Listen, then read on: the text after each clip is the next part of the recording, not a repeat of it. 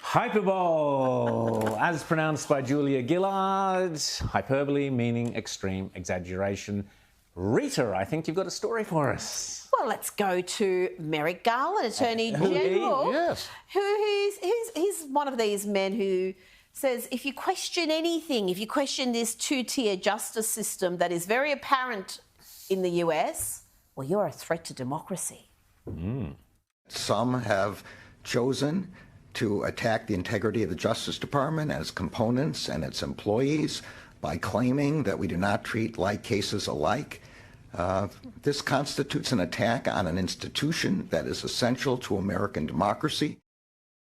So he's What a basically joke. Come now on. called about half the US population extremists who are threatening democracy, because all the polling shows that faith in these institutions is at record lows, and amongst Democrats, record highs. Amongst Republicans and independents, They spent the entire Trump presidency pushing with a fake Russian collusion Which hoax, they knew and they've was spent fake. the entire Biden presidency covering up for genuine scandals. More than How that, can there not be distrust in the institution? More than that. I mean, let's go back to the very start.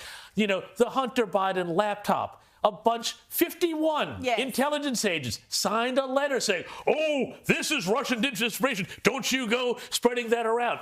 The FBI pre-warned Twitter that this was coming and said, dude, this is pre-Elon Twitter, and said, do not let this story get revved up on your site. Same thing to Mark Zuckerberg and Facebook. The FBI and the CIA conspired to control what Americans knew about this crucial story before the 2020 election. Come into the pandemic. What did they do? They did the exact same thing. Talked to people like Jay Bhattacharya, who we have had on this show many, many times. Again, they tried to squelch information. The whole thing is always, if you don't agree with the official narrative, you are either a Russia conspiracist, you're a Russian supporter, you're a COVID maniac, you're some sort of lunatic who wants everybody to get killed. And now it's a threat to democracy. It shows how desperate these people are, that all they can do to stay in power is attack the other half of the country. But what they did before the 2020 election, by any definition, is election interference. Completely. Yeah, of course it was.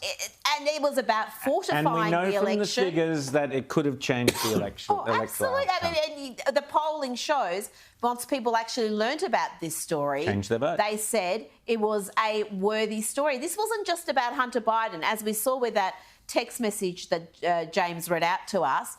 This was always about the Biden family, and the fact that Hunter Biden was only able to do what he did because his father was Joe Biden. I mean, that is, and there was never any question that this laptop was real. They knew it was real, and they lied and lied and lied until the election was over. And since then, they've done their best to minimise the fallout. And what they have done over and over again is they have gone and said, now, you know, there's an incredible piece of propaganda in the New York Times today by Nicholas Kristof, who's saying, oh, the only thing this is about is the fact that, you know, the Bidens have been hit with the curse of drug and alcohol addiction. Oh, Nonsense. right. Because the big question is, why was somebody who knows more about a crack pipe than an oil and gas pipeline getting millions and millions of dollars as an oil and gas consultant while his dad was vice president? Riddle me that, Batman. But also, don't think we are immune from this sort of shenanigans going on here. We learnt recently that during COVID that the health ministry had been,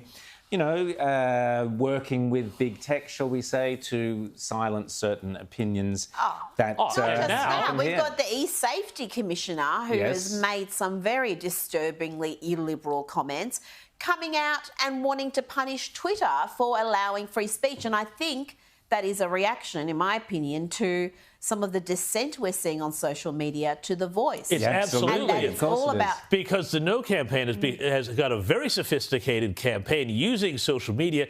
And, you know, the Yes campaign, they're going all the old school, oh, we'll get all the celebrities and the corporates, rah-rah, and people go along. People are much more sophisticated than that, and they're not falling for it. Yeah, and the e-safety commissioner on virtually $500,000 or something or other, not a squeak out of her during COVID at all.